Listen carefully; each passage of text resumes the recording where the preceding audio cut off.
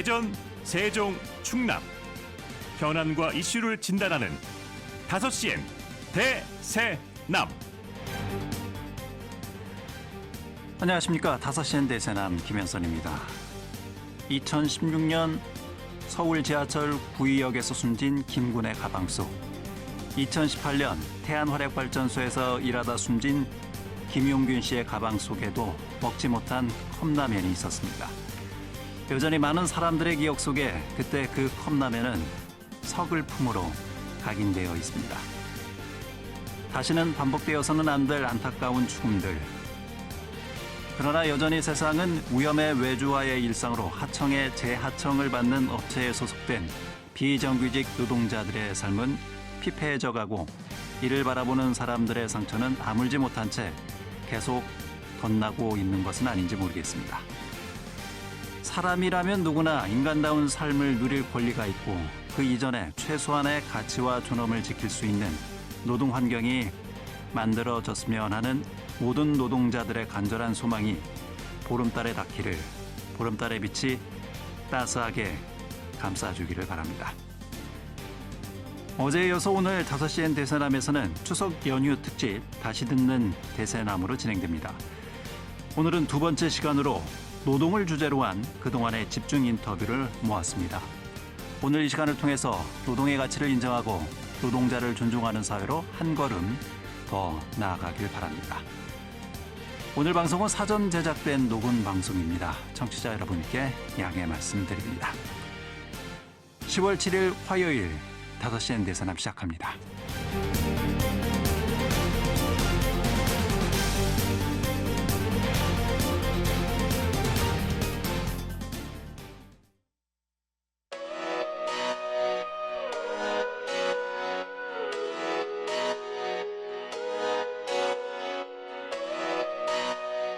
다섯 시엔 대세남은 여러분의 참여와 제보로 이루어집니다.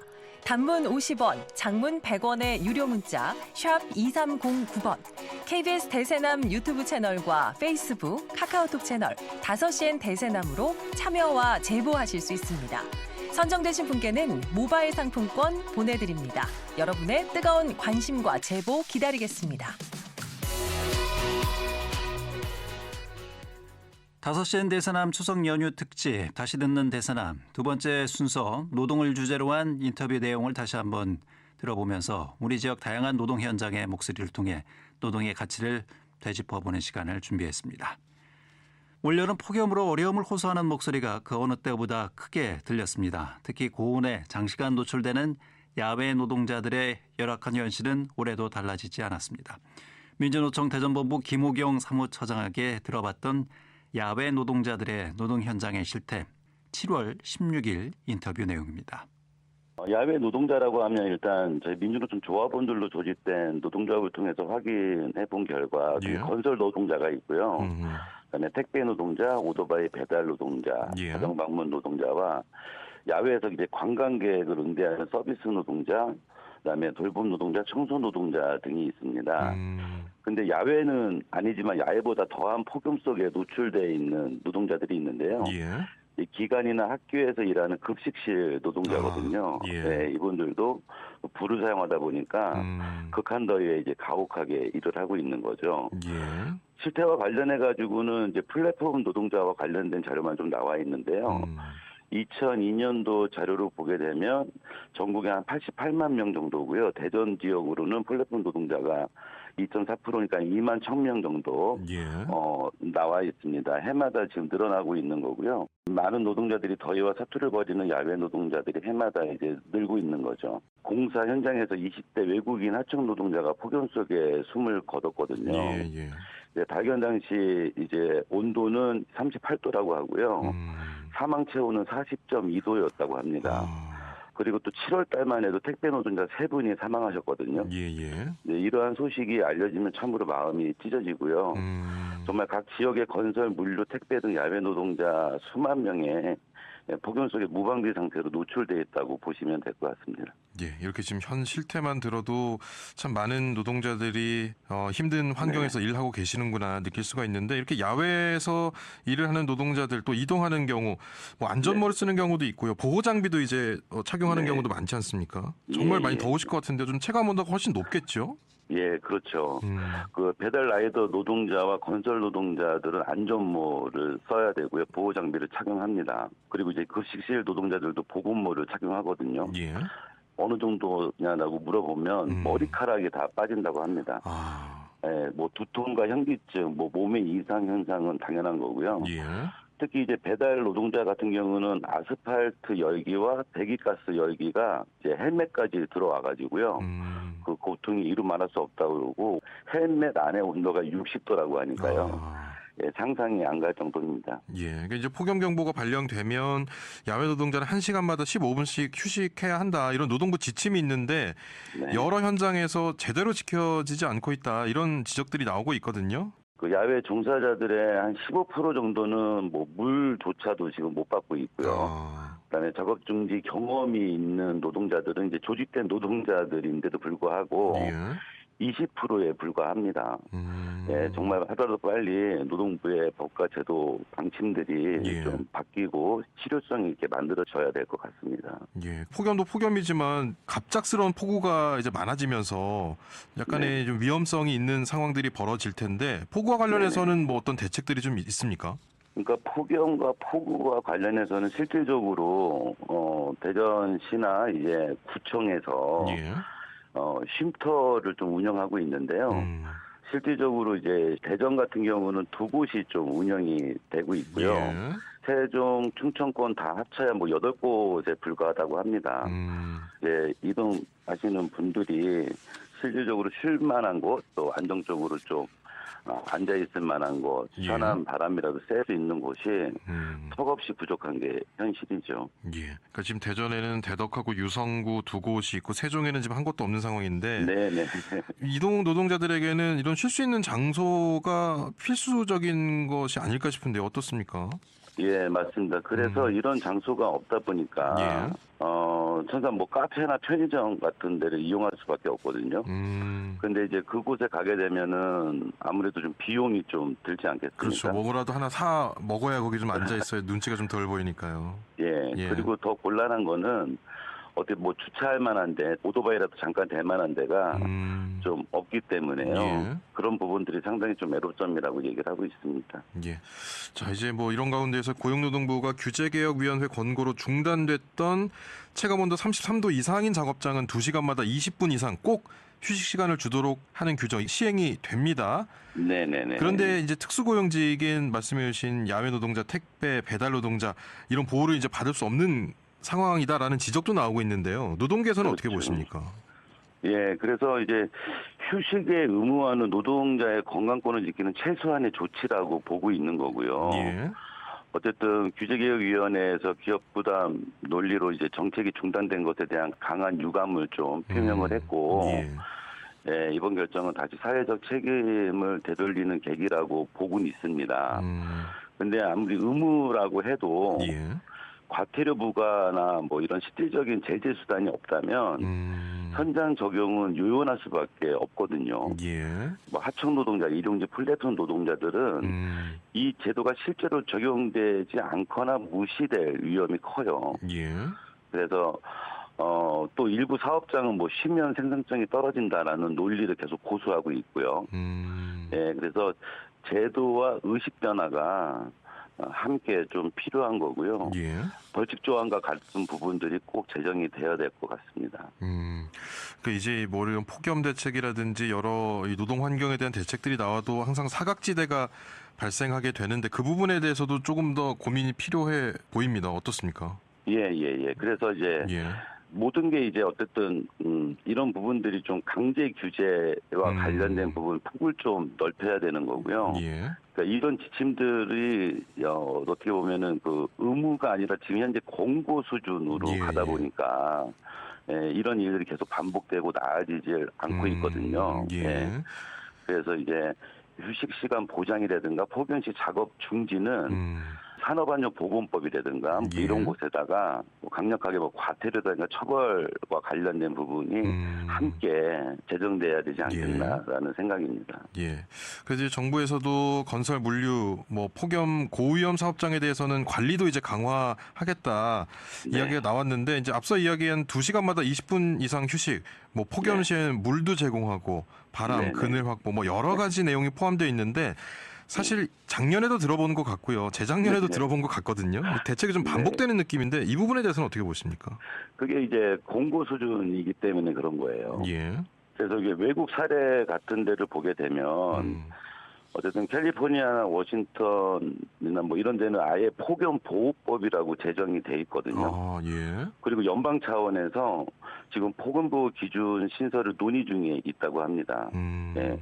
유럽연합 같은 국가들은 뭐 전체적으로 다 이 법과 관련된 부분들이 있고요. 심지어 이제 작업 중지권도 가능하다고 예. 되어 있거든요. 네. 그래서 우리나라도 하루빨리 이런 걸 뭐 의무화 공고 수준을 넘어서서 예.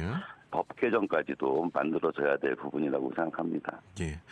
이제 뭐 기후가 변화하면서 갈수록 올해가 가장 시원하다 이런 이야기들을 많이 하시는데 이 야외 노동자들의 더 이상 좀 위험 요소가 되지 않도록 실질적인 대책이 마련돼야 될 것 같은데요. 어떤 대책 요구하고 계십니까? 그래서 시에서도 그렇고요. 노동부에서도 그렇고 법 개정이 되어야지만 좀 강제력이 있지 않습니까? 예. 그리고 또 의무사항도 되는 거고요. 더더군다나 이거를 뭐 어쨌든 법 개정과 의무사항만으로만 끝날 게 아니라 예. 충분히 이제 야외 노동자들이 쉴 수 있는 곳을 지자체에서도 좀 감안해서 뭐 무인으로 운영을 하든 아니면 예. 유인으로 운영을 하든 그 많은 쉼터나 뭐 이런 것들이 좀 생겼으면 좋겠고요. 그다음에 노동부 차원에서도 전체 현장을 한번 점검하는 그런 계획들을 좀 세웠으면 좋겠습니다. 복지 현장의 최일선에서 일하는 돌봄 노동을 제공하는 노동자들의 실태도 크게 다르지 않습니다. 노동 강도에 비해 낮은 임금 수준, 불안정한 일자리, 낙후된 사회적 인식, 건양사이버대학교 사이버복지학과 배나래 교수와 나눈 인터뷰 내용 들어보시겠습니다. 돌봄 노동자는 우리가 뭐 단순히 생활지원사나 베이비시터나 이러한 부분들만 돌봄 노동자라고는 하지 않고요. 예. 육아부터 고령자까지 돌봄이 필요한 대상들 모두 다 돌봄 노동자라고 하는데 예. 실제 요즘에 이제 돌봄 노동자가 뜬 이유는 열악한 환경에서 이제 일하고 급여라든지 이런 부분들이 상당히 낮기 때문에 예. 또 폭염에 노출되어 있는 분들이 계시기 때문에 포커싱 되지 않는가 생각이 되어지네요. 예. 네. 특히 뭐 교통비, 뭐 통신비, 실비 받지 못하고 있는 실정이다 이렇게 밝혀지고 있는데 이게 임금에 포함됐다고 보기 때문인 겁니까? 아니면 지원할 예산이 부족해서 그런 겁니까? 그들이 받고 있는 월 비용이요. 한 달에 120만 원 정도거든요. 예. 120여만 원 정도인데 거기에 통신비 겸 교통비가 예. 그전에는 2만 원이에요. 여기서 어쨌든 교통비, 통신비를 해야 되는 입장이고 지금 제주도 같은 경우에는 예. 20만 원을 이제 도비 100%로 지원을 하고 있고요. 충남의 경우에는 월 15만 원, 도비 예. 30%, 시군비 70% 해서 그렇지만 뭐 서울 같은 경우는 4만 원도 있고요. 예. 부산은 3만 원도 있긴 하지만 아하. 이제 대전의 경우에는 그보다 더 낮은 2만 원이고 실은 뭐 울산의 경우에는 이런 지원 교통비나 통신비가 없는 경우도 있어요. 있기는. 예. 상당히 이제 돌봄 공백이 일어날 수 있는 현실이죠. 그리고 이제 조금 더 말씀드릴 수 있는 거는 예. 휴게 공간과 냉방 지원이 부재한다는 것이고 시원한 물 한 잔도 마시기 어려운 현실이거든요. 예. 그래서 이분들이 만약에 건강 문제가 일어날 경우에 돌봄 공백이 이어질 수가 있고 생활지원사들이 결국에는 이 냉방비, 차 이제 운행하는 거라든지 예.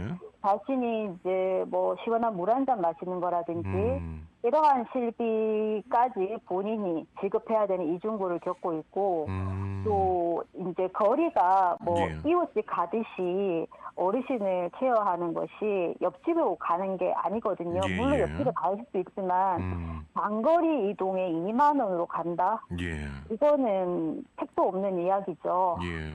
그렇다면 이제 중증 장애인을 돌보시거나 지원하는 노동자 또 아이를 돌보는 노동자 같은 경우에도 이런 비슷한 처우를 받고 있습니까? 어떤 상황입니까 지금?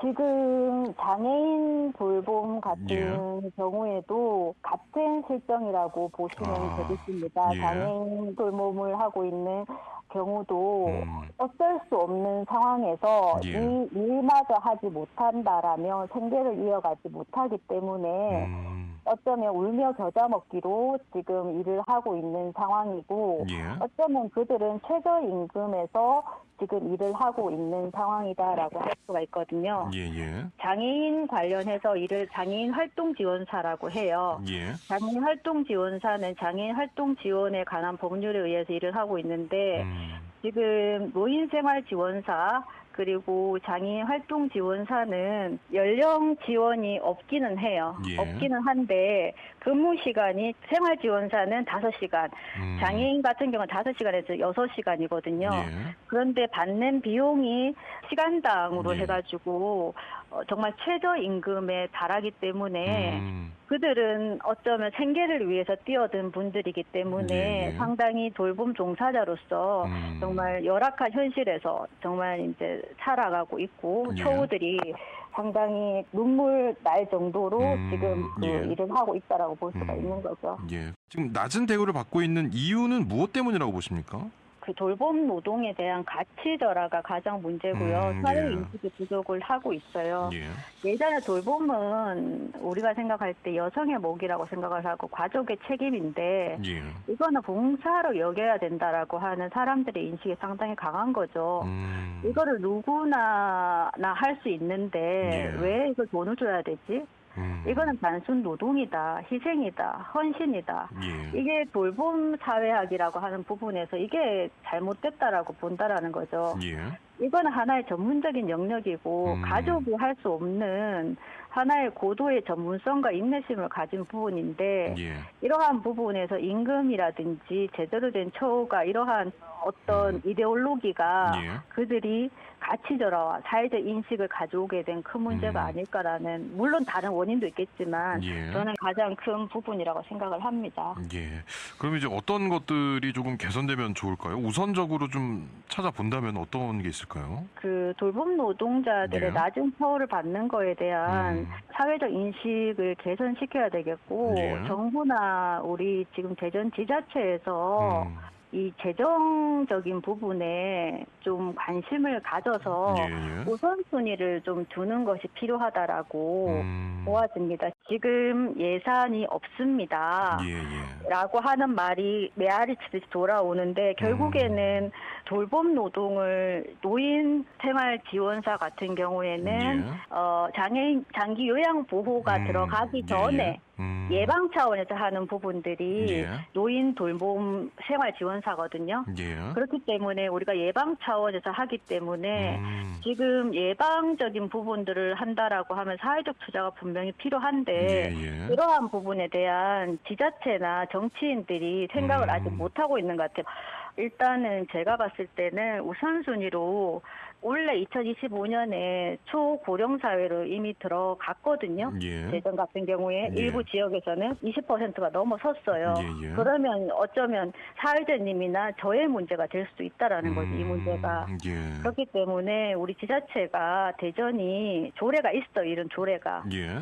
조례가 있음에도 불구하고 조례는 그냥 선언이에요, 선언. 예. 선언인데 조례로 그냥 끝나지 말고 지금 우리가 이 부분에 대해서 좀 실질적인 부분으로 나갈 수 있도록 함이 필요치 예. 않겠나라는 생각이 들어요. 조례도 말씀해 주셨는데 그럼 대전시에서 이걸 좀 어떻게 개선했으면 좋겠다 이런 게 있다면 어떤 게 있을까요? 이 조례를 바탕으로 해서 예산을 만드는 게 중요한 거거든요.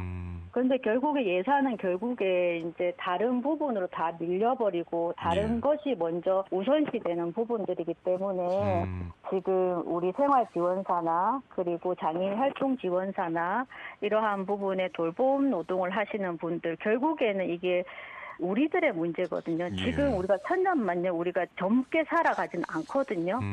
우리가 지금 이거를 만들어 놓지 않으면 결국에는 다 힘들게 살아갈 수밖에 없는데 예. 지자체에서 할 수 있는 일들을 예. 조금씩이라도 관심을 가지는 것이 필요하거든요. 예, 그래서 예산 투자를 확대하지 않으면 아이 돌봄이든 지금 생활지원사, 노인 돌봄이든 간에 노동자들이 살아갈 수 없는 환경이 된다라고 저는 생각이 들어요. 7년이 지난 지금도 고 김용균의 동료들은 위험의 외주화로 참사가 거듭되는 발전 현장의 구조적 문제를 해결하기 위해서 고된 투쟁을 이어가고 있습니다. 지난 8월 원청 한전 KPS를 상대로 한 불법 파견 소송 1심에서 승소했지만 승소는 목표가 아니라 새로운 출발이라면서 현장을 바꾸는 싸움은 지금부터라고 강조합니다. 지난 9월 8일 김영훈 민주노총 공공운수노조 한전 KPS 비정규직 지회장과의 인터뷰 내용 듣겠습니다. 2016년에 태양화력발전소에 이제 하청업체에 입사했고요. 예. 일하는 곳과 이제 작업 현장이 계속 같은데 하청업체 이름만 갈아 낀 지가 10년 됐습니다. 이제 하청업체에 입사한 다음에 이제 회사가 계속 바뀌었고, 예. 저는 계속 경력이 없는 계속 신입이 되었죠. 그래서 똑같은 일을 했지만 제 경력은 이제 없던 것이 됐고 언제 해고될지도 모른다는 이런 불안감이 가중됐고 예. 보통 이제 협력업체가 여기가 3개월, 6개월, 길면 1년 단위로 계약하다 보니까 예. 이제 더 같이 일하는 사람들도 많이 위협을 느꼈죠. 이제 회사가 바뀌는 탓에 은행을 가면 이제 신분이 좀 불안정해서 금융권 대출도 쉽지 않고요. 여기 일하는 사람들은 그래도 전기를 어떻게 보면 이제 빛을 만드는 노동자라는 이제 자부심으로 계약이 좀 불안정한 와중에도 좀 자부심을 가지고 일을 했었는데 한전 KPS가 그때 코로나였거든요.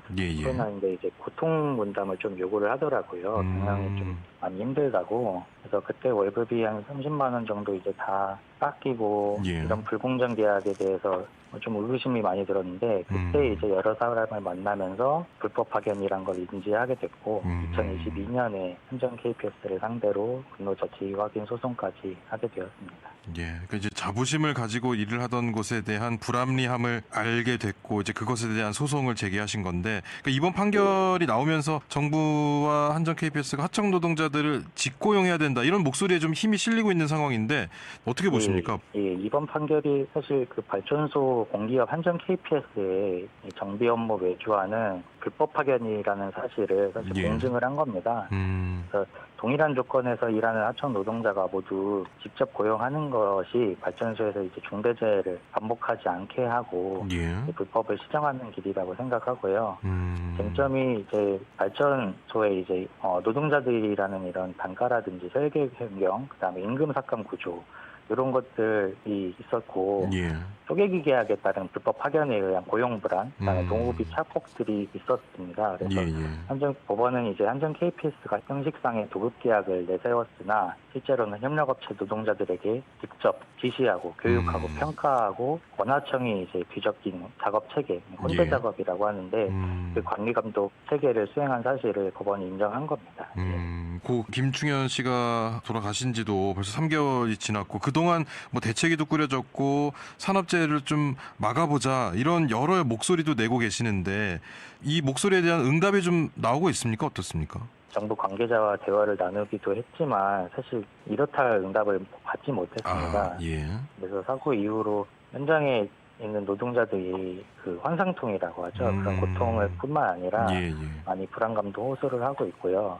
고인에 대한 안타까움과 지금 사고 현장을 목격한 데에서 오는 트라우마. 저희는 계약 기간이 또 정해져 있거든요.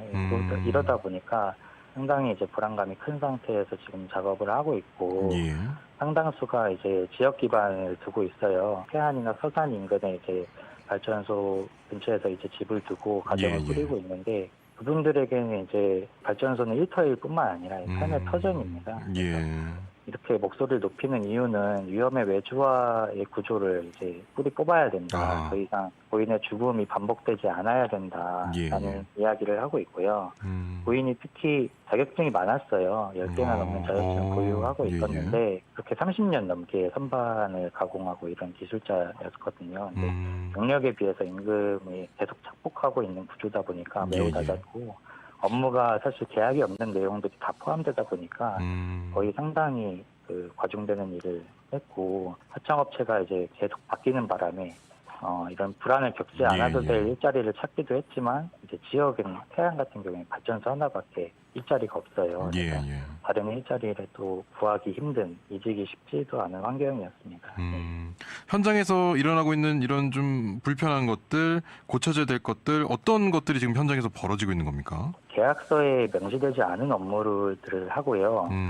이 업무 책임을 전가하거나 위험 개선을 요구해도 예를 들어 작업 중지권이나 이런 게 받아들여지지 않는 일이 허다했습니다. 그래서 현장 작업자와 이런 원청에 이제 관리 감독하는 사람들이 지시를 하면은 안전 조치도 훨씬 빠르고 책임이 작업자에게만 전가되는 일은 없었을 텐데 현장 작업자와 관리 감독이 원청자가 같은 소속이었다면 위험한 일이 없었을 텐데 이렇게 공정이 분리된 상태로 일을 하다 보니까 하청 노동자에게 자꾸 위험한 작업을 떠넘기고 지시를 했었죠. 그래서 법적으로 면허가 필요한 부분이나 위험 작업을 제한을 하고 있지만 현장에서는 이런 비전문가에게도 위험한 작업을 떠넘기는 일이 빈번하게 벌어지고 있었습니다. 석탄화력발전소는 점차 이제 폐쇄되는 길을 걷고 있는 게 현실이고요. 또 노동자들은 해고와 이 생계 위험 이것까지 함께 겪고 있는 상황일 텐데 앞으로의 상황을 어떻게 좀 보고 계신지도 여쭙고 싶네요. 정부가 이제 발표하는 게 있습니다. 전력 수급 기본 계획이라고 자료에는 이제 2038년까지 총 17기의 석탄화력 발전소를 순차적으로 폐쇄한다는 방침이 있습니다. 탄소 중립을 목표하기 위해서 불가피한 조치이지만 이제 해당 노동자들에게는 이제 그리고 주민 포함해서 고용 불안과 지역 경제 붕괴라는 정말 그 이중 부담으로 다가오거든요. 충남에는 특히 발전소가 다 모여 있어서 22기가 폐쇄될 예정인데 정말 지역 경제가 마비될 정도로의 충격이 우려되고요. 당장 태안화력 발전소는 이제 2025년에 1호기가 이제 폐쇄 예정입니다. 그래서 곧 다가오는 시기에 노동자들의 인력 감축으로 이어질 것으로 예상을 하고 있고요. 그렇게 되면 이제 누군가는 떠나야 되는 상황이 오고 그 대상이 내가 될 수도 있다는, 그리고 내가 옆에 일하는 동료가 될 수 있다는 불안감이 현장에 좀 많이 팽배하고 있습니다. 그래서 이런 대책들을 내놓지 않고 있는데 원청이나 정부나 발전소나 다 똑같은 입장에 취하고 있는데 지금 발전소 폐쇄로 이렇게 촉발된 고용 불안이 어떻게 보면 각자의 눈치 싸움으로 좀 번지고 있고요. 노동자들도 정말 고민이 많습니다. 인터넷 보면 이제 구인 공고 사이트들 많잖아요. 자영업자나 다르게 다른 분야의 이직을 고민하는 사람도 있고, 자영업, 관광업, IT 산업, 이런 다양한 분야들이 있는데 사실 쉽지 않아요. 그 문제들이 보통 엔지니어들이라고 하면 한평생 내가 가진 기술력으로 살아온 사람들인데 갑자기 이제 업종을 변환하게 되거나 새로운 사업을 시도하기가 쉽지 않거든요. 그래서 이런 거에 대한 이제 지역을 떠나지 않는 지역 기반의 노동자들이다 보니까 이런 거에 좀 지원할 수 있는 대책들이 좀 필요한 거고요. 많이 현실적으로 이주가 많이 어려운 선택지이고 그래서 지역을 떠나지 않고도 일할 수 있는 구조를 요구를 하고 있습니다. 지자체에서도 통해서 지역 기반 공공 일자리 창출과 지속 가능한 고용 모델 같은 거를 제시를 하고 있습니다. 추석 연휴 특집으로 보내드리는 5시엔 대서남. 여러분은 지금 다시 들어보는 대서남, 노동을 주제로 한 집중 인터뷰 편을 듣고 계십니다.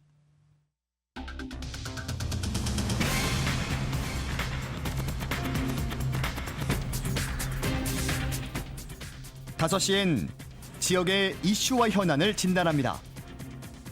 5시엔 대전, 세종, 충남 지역민의 목소리를 듣습니다. 5시엔 시사라디오, 5시엔 대세남이 있습니다. 추석 연휴 특집으로 보내드리고 있는 5시엔 대세남. 오늘은 두 번째 시간으로 노동을 다룬 집중 인터뷰를 듣고 계십니다. 우리는 여전히 하루 2명, 해마다 800명이 넘는 노동자를 일터에서 잃고 있습니다. 처벌은 강화됐고 규제도 늘었지만 산재공화국이라는 오명은 현재 진행형입니다.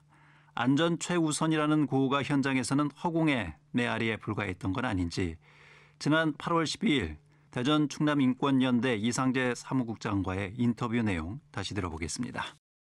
2015년부터 2024년까지의 자료를 볼 수 있었는데요. 산업재해 사망자 수는 2017년까지 한 해 한 1,800에서 1,900명대를 유지하다가 2018년 이후 한 해 2,000명 이상의 산업재해 사망자가 발생하고 있는데요. 2022년에는 2,223명으로 가장 많은 산재 사망자가 발생했고 작년에는 2,098명이었습니다. 산재 적용 노동자 수가 2015년에 1,800만 명대에서 2024년에는 2,140만 명 수준으로 올라갔기 때문에 사망자 수도 그에 따라 늘어났다고 봐야 할 것 같은데요.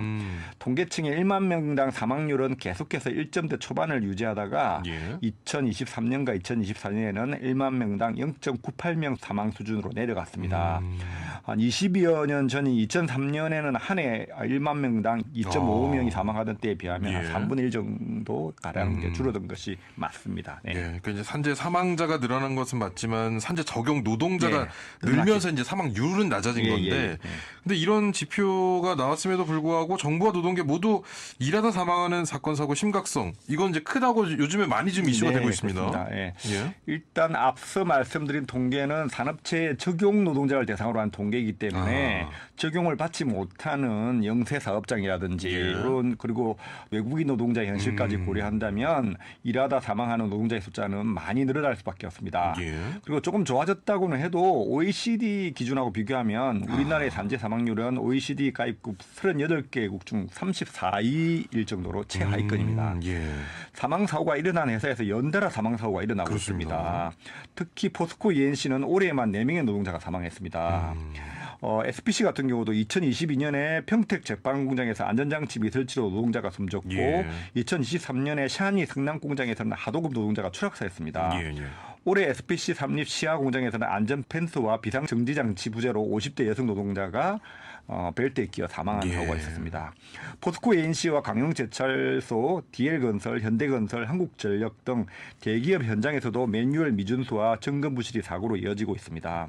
특히 지난해 6월 경기 하성에 있는 1차 전지 제조업체 아리셀 공장에서 발생한 화재로 노동자가 무려 23명이 사망했는데요. 비숙련 외국인 노동자를 불법 파견받아서 안전교육 없이 고위험 작업에 투입한 사실이 경찰의 수사 결과 드러났습니다. 노동부에서 계속 주장하고 있는 위험의 외주화 그리고 비용 절감을 위한 부실한 안전관리 문제가 여전히 개선되지 않고 있는 것입니다. 그러니까 중대재해처벌법이 제정돼서 시행되고 있는데도 여전히 개선이 되지 않고 있는데 산재 사망 사고를 좀 떨어뜨리는 실질적인 효과가 없다 이런 이야기를 보여주고 있는데 왜 그렇다고 보십니까? 중대재해처벌법에 의하면 중대산업재해 또는 중대시민재해가 발생하는 경우 그러한 재해가 사업주와 경영 책임자 등이 안전 및 보건 확보 의무를 다하지 못하여 발생했다면 강도 높은 형법에 따라서 처벌, 그러니까 사망의 경우는 1년 이상 징역 또는 10억 원 이하의 벌금을 받고 민법상 손해액의 최대 5배의 범위에서 징벌적 손해배상 책임을 부담할 수 있도록 하고 있습니다. 그런데 이제 법은 이렇게 돼 있는데요. 원청 책임도 이제 강화한 중대재해법은 사실은 이제 노동계에서 요구한 걸 갖다가 좀 계속 후퇴한 법이다 보니까 모호성이 많은 지적을 받아왔습니다.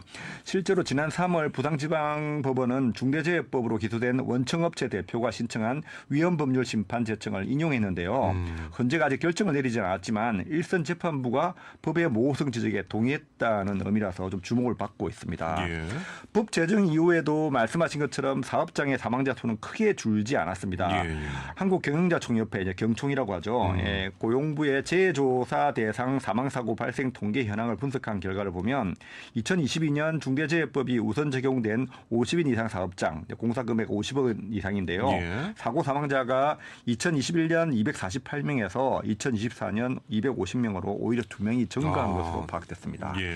전체 사고 사망자 중 하청 근로자도 40% 내외를 유지하다가 최근에는 비중이 48.1%까지 올라간 것으로 나타났습니다. 윤석열 정부는 이제 2022년에 중대재해처벌법 시행과 함께 중대재해 감축 로드맵을 발표했습니다. 이 로드맵의 핵심은 사후 규제 그리고 처벌 중심에서 사전 예방이었는데요. 이를 위해 위험성 평가 정착에 많은 공을 들였습니다. 위험성 평가는 사업장에서 작업 전 위험 요인을 파악하고 위험 정도를 확인, 개선책과 재발 방지 대책을 도출하는 작업을 말하는데요. 노동계에서는 이러한 사전 예방 중심의 중대재해 감축 로드맵이 사실상 실패한 것이라고 비판하고 있습니다. 있습니다. 예, 그러니까 뭔가 좀 특별한 조치가 필요해 보이는데 이재명 대통령도 노동자 사망 사고에 대해서 강력한 메시지를 지금 내고 있거든요. 네네. 뭐 어떤 정책이 있습니까? 네, 지금 뭐 현재 이 사안의 관계 부처들은 중대재해 사고가 발생한 기업의 금융 대출 제한, 예. 또 징벌적 손해배상, 또 공고 입찰 제한 등 고강도 제재 방안을 검토하고 있습니다. 예. 현행법상 2명 이상이 동시에 사망해야 가능한 영업정지 요청 요건도 1명으로 낮추는 방안 등도 거론되고 있는데요.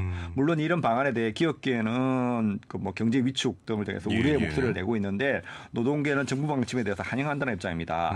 한국노총은 사망 사고가 반복되는 기업에 대해서 징벌적 손해배상, 공공입찰 제한, 영업정지, 금융제재, SG 평가 불이익, 주가 공시 등 다양한 제재 수단을 종합적으로 검토하겠다는 논의는 실질적이고 긍정적인 방안으로 평가된다.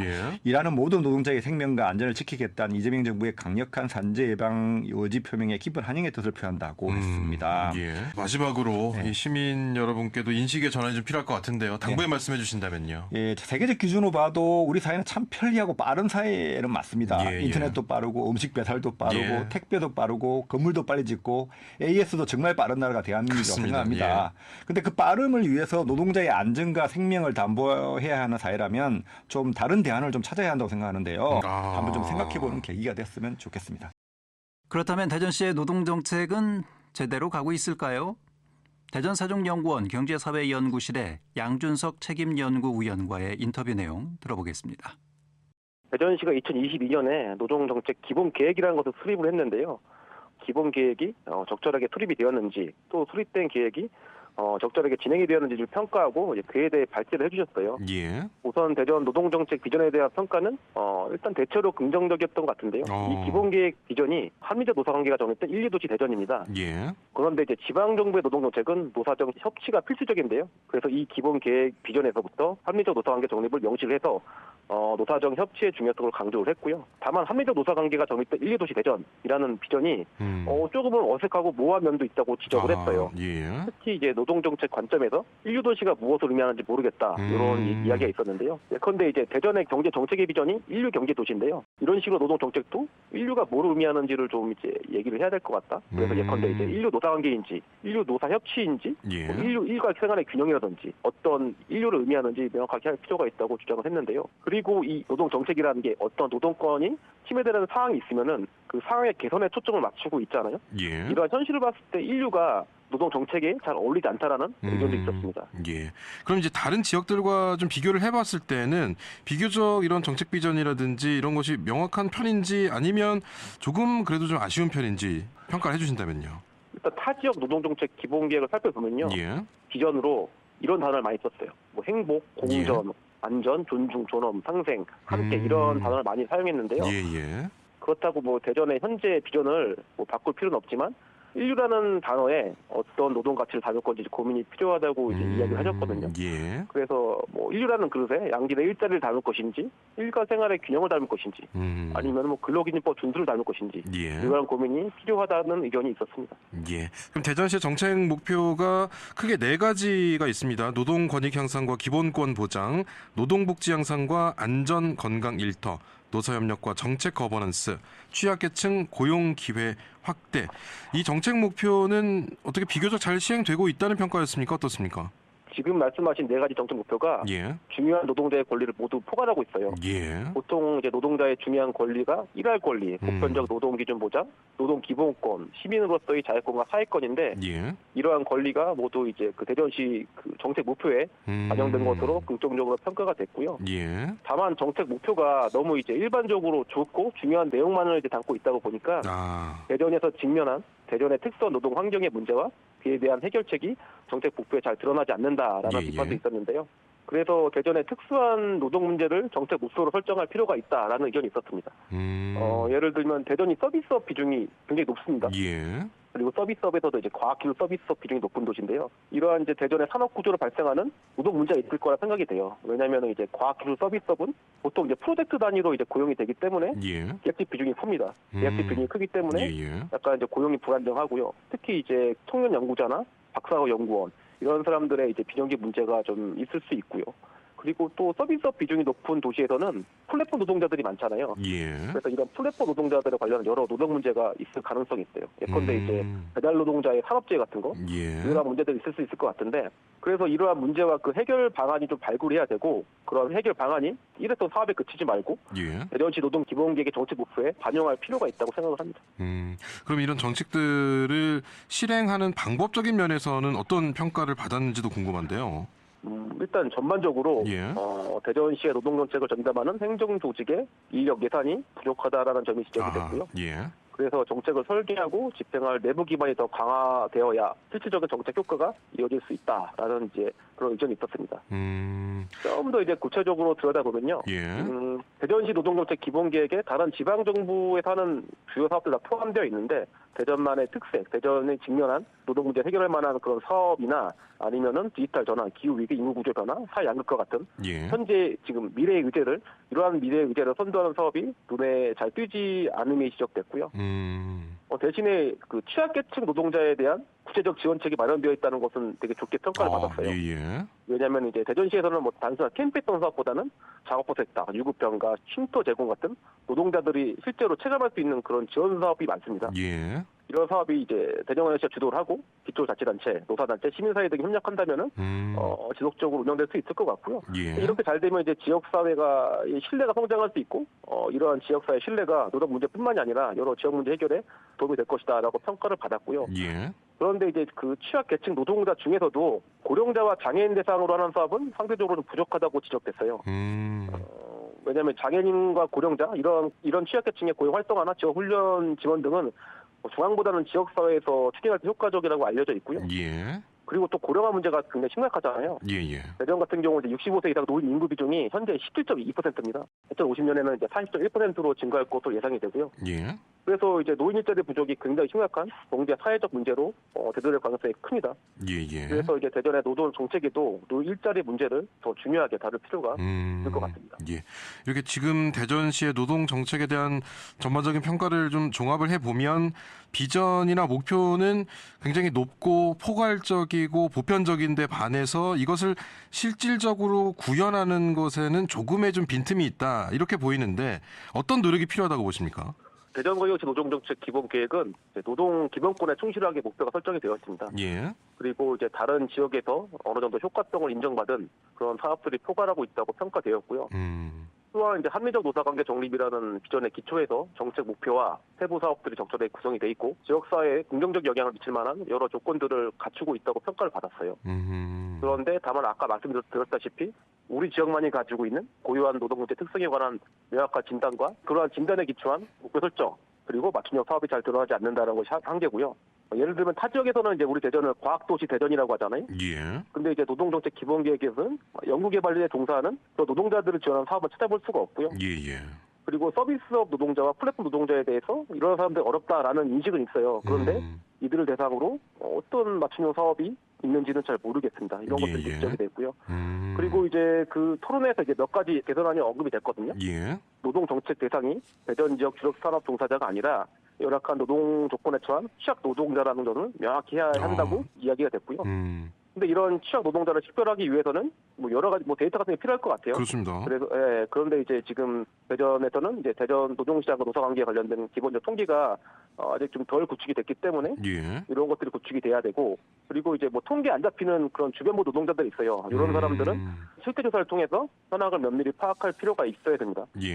그래야지 이제 이러한 정보와 통계가 있어야지 취약계층이 누군지 알고 그러한 계층이 안고 있는 문제를 이제 우리가 명확히 파악할 수 있습니다. 그래야 이제 이를 해결하기 위한 효율적 그리고 효과적인 전략 설정과 사업 기획이 가능할 것 같고요. 취약 노동자가 직면한 이런 노동 환경과 해결해야 될 과제가 노동대책에 직접적으로 반영될 수 있도록 노동대책 거버넌스나 이런 노동 문제 공론장 같은 거에서 취약 노동자가 직접 참여하는 형태가 필요하다라는 의견도 있었습니다. 그리고 이제 그 마지막으로 이제 당담 공무원 노동 문제 해결을 위한 당담 공무원을 위한 교육 프로그램 마련과 어떤 전문성 있는 담당자 채용, 격상된 담당 부서 등이 주요 의견으로 나왔습니다. 그럼 지금 이렇게 개선돼야 될 점으로 꼽히는 여러 내용들이 앞으로 대전시에서 이 내용들을 소화할 수 있다고 보시는지 아니면은 조금 시간이 필요하겠다 이렇게 보시는지 아니면 꼭 해야만 하는 것이다 이렇게 보시는지 어떻습니까? 대전시 노동정책 기본계획이 2022년에 제정됐어요. 예. 그리고 이 조례에 따라서 이제 5년마다 이제 기본계획이 수립되고 있는 거고요. 그래서 이번 1차 기본계획입니다. 첫 번째 기본계획이고요. 예. 그래서 첫 단추를 채운 단계에서 미흡한 부분도 이제 없지 않을 거라 생각을 하고 있습니다. 예. 그리고 한국노동사회연구소에서 이제 여러 정책 방안을 제시를 했는데요. 그 당위성 측면에서는 뭐 타당하고 대전시에서도 면밀하게 검토할 과제로 보입니다. 아, 예. 네, 그리고 특히 이제 노동 관련 통계 분석 실태 조사를 통해서 대전 맞춤형 노동 정책을 수립해야 한다는 제안에 큰 공감을 하고 있는데요. 예. 다만 현실적으로 대전시가 하기 어려운 것들이 있어요. 왜냐하면 기본적으로 대전시는 법적 규제 권한이 없습니다. 그래서 노동 문제에 적극적으로 개입하고 싶어도 현실적으로는 법적 권한이 없기 때문에 한계가 있고요. 그런데 이제 어떤 사업장이 이제 근로기준법을 위반을 해요. 그러면 이제 그에 대한 조사, 시정 명령, 형사처벌은 그 권한은 모두 이제 고용노동부, 중앙정부가 가지고 있고요. 그럼 대전시가 할 수 있는 일은 뭐 노동자 권익 상담이나 뭐 관련 조례 제정, 아니면 이제 관계성 없는 사업장의 실태 조사, 노동자 보호 사업 추진 이 정도거든요. 그래서 그 평가에서 제시한 모든 개선 방안을 대전시가 다 하는 것은 현실적으로 어렵지 않을까 생각이 들고요. 방안 중에서 노동정책 거버넌스나 공농장에 취약 노동자가 직접 참여시키자는 이제 그런 방안이 있었는데요. 취약 노동자들은 현업에 종사하고 있잖아요. 현업에 종사하시는 분들이 이런 공론장이나 거버넌스에 참여해서 활동하는 것이 현실적으로 가능한지 좀 의문이 들고요. 그리고 또 대표적인 취약 노동자를 어디서 찾을 것인지, 그리고 그런 사람이 뭐 노동시장 거버넌스 참여할 것인지도 이제 우리는 모르잖아요. 그래서 이런 것보다는 취약 노동자에 대한 실태조사를 잘 진행하고 그 실태조사 정보에 기초해서 정책을 만드는 것이 더 효과적이라고 생각을 하고 있습니다. 예. 그럼 이제 이 대전시 노동정책 개선점에 대해서 노동과 관련된 여러 지역 단체들도 의견을 제시한 것으로 알고 있는데 그 가운데 공공운수노조의 경우에는 AI가 회사 내 인원을 감축한다 이런 문제를 제기했습니다. 이것에 대한 대안도 좀 나왔습니까? 예전부터 이제 기술이 일자리를 대체한 사례가 많았어요. 그런데 뭐 자동화기가 도입되면서 제조업에 많은 일자리가 사라졌고요. ATM이 도입되면서 은행 창구직이 감소를 했고, 최근에 이제 키오스크가 도입되면서 캐시어 일자리가 감소하고 있잖아요. 또 최근에 이제 AI가 도입되면서 단순 사무직이나 콜센터 일자리를 대체하고 있는데요. 우선 콜센터 서비스의 고도화가 필요할 것 같아요. 일단 그 반복적이고 단순한 업무일수록 기술에 쉽게 대체가 됩니다. AI는 단순 질의 응답면 빠르게 응답할 수 있지만 뭐 감정과 공감이 필요하거나 약간 복잡한 상담은 어렵죠. 그래서 이런 우리 콜센터 인력을 단순 응답 업무에서 좀 벗어나서 뭐 상담, 중재, 고객 케어 같은 보다 전문화된 업무로 전환될 필요가 있을 것 같다고 생각을 하고요. 그리고 고용 안정 대책이 병행되어야 됩니다. 이제 콜센터 노동자가 합당한 처우를 받을 수 있도록 해야 되고요. 만약 불가피하게 인력 조정이 필요하다면은 뭐 고용 승계라든지 전직 지원 프로그램 이러한 이제 안전망이 보장이 될 필요가 있습니다. 그리고 지금 서비스 연맹에서는 보건복지, 청소년, 체육 여러 공공 서비스를 민간에 위탁해서 그곳에서 근무하는 근로자들이 고용 불안정에서 좀 벗어날 수 있어야 한다. 그러기 위해서는 이에 필요한 정책이 있어야 한다 이런 요구를 했는데 구체적으로 이것에 대해서는 어떤 것들이 좀 필요합니까? 고용노동부에서 2019년부터 민간위탁 노동자 근로조건 보호 가이드라인을 제시하고 있습니다. 이 가이드를 따라서 이제 민간위탁 업무를 수행하고 있는데요. 그래서 대전 노동계에서도 대전광역시도 이 가이드라인에 따라서 민간위탁 업무를 수행하라는 것이 이제 주요 요구고요. 조금 더 구체적으로 들여다보면은 민간위탁 노동자 보호 조례를 좀 강화해서 고용 승계나 표준임금제, 복리후생 기준을 명문화할 필요가 있을 것 같다고 주장을 했고요. 두 번째로 이제 임금 인상을 또 요구를 했습니다.